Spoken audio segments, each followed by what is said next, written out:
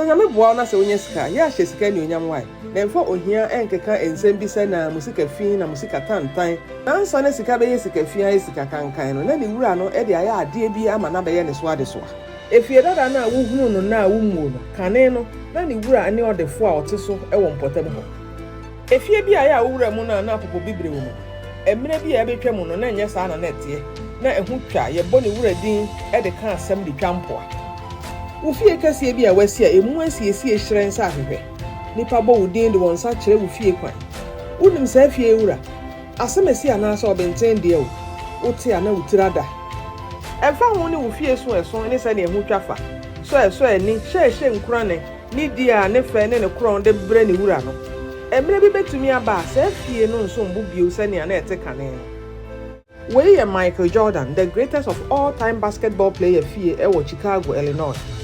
Yes, sika mpede de nti abrante etu sika ne peten na saase ne so. Osidani 33 mu. Na sa wo hwe sa ne adan no sam na saase ne so a. Na efata ne dini ene ne dibere. Ono no maye de dade anwene ne jersey number 23 share na bont mpona no a. Se wani boss wani obi na beka kire o se Michael Jordan fie ni. Efie na te ne ho kra na enua ohadi onum a ye de atwa ho ahia no. Ema esan dance e na afo mu. Se wo wura fie mu a ekura dan mu ahodo nkron. 9 bedrooms, 15 bathrooms. Owo biaya and 9 bi aye nware ho nanso wo betimi akoye ohun yie wo ho 4 powder rooms, an aquarium, library, cigar room, workout room, and a full-size basketball court. And nko abo eye $76,000. Afi wasansi edan bi ehye mu miensa wo fie no fa baabi ama na hoho. Owo baabi aye yisi ni home theater, wine room, bar. Afi owo pro bi aye friend the Baghdad table. Na sa prin nipa edupe na obi owiase a oka ho na sa Baghdad table ya draw Baghdad kroni nyina e wo pono no so ene no ma hodo bebre aye ntimi modin wie le momi enka na enua be me ya hye sika ni onyam efie yi mu de ene emu tena kono nyina echi no o kire mu mfie do nkron na wareja ma otu ye no efie yi di adwa so emfie du mienu na onya tofo efie kokoro yi to ene onyam ba afo ma ote so ha nchemu aduosia nso 67% off. Enti efi anko betimi aton $569 million no. Ewi akire no jemu etu fo bo eye $29 million pe ansa na obi eso mo ama no. Ose na fe amen no esese ojemu efi se na edan no si adwaso ni nyina na obo ho ka otua $2 million property tax e na fe maintenance fee a odi siesie dan no se na be fe atofo ani beje ho. Ni edi kan ho na pe fee obi jesi number 23 eda na bonten prano. Any basketball court obi atro on medin egu mfimfini ni edi ho wa wo sika dodo a wo bepese wo beto edan abode ente se no won hia obi te se Michael Jordan ani suade hunu dan na wa to asiesie no na be ye won de a wo bepese wo besi won kasa won dan mo ahyehye ne sane a wan wo pe ene na ye de asem na sa o yi kire kakra ye ka kire wadwene mom ye nti asem bi American actor, rapper, producer 50 Cent e kan no mrebi I don't want a big house no more. I experienced that with the Tyson mansion. I bought it. It's 55,000 square feet. Well, you bought Mike Tyson's mansion? I didn't know that. Yeah, and then you look down the hallway and you go, whenever you look down the hallway in your house and you don't want to go down there. Because it's so long?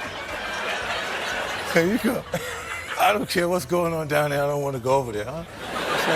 That's like The Shining. That's like a haunted house. Yeah, and then it was like, things would break because you didn't use it. So the house is so big that things would just fall apart because you hadn't been in the room? Because you didn't turn it on. Now the light is flickering. That's too big of a house. Yeah, you don't. Yeah. I didn't need it. I didn't move it. Oh, you are? And a dahono. Ose fe me, if you can see mo tena de afro mi o. Ni hakura do. If you no fa baby wo ho a, enfie do kra na na nsi hoda. Enka ne nyina timi bubu na ni prepare fi say wo so ya che. Me if you can see mo tena pa de, me ka se me pebie mu ana me boa. Enti eye, se wo besi dan kokoro ani udin na wo honam se.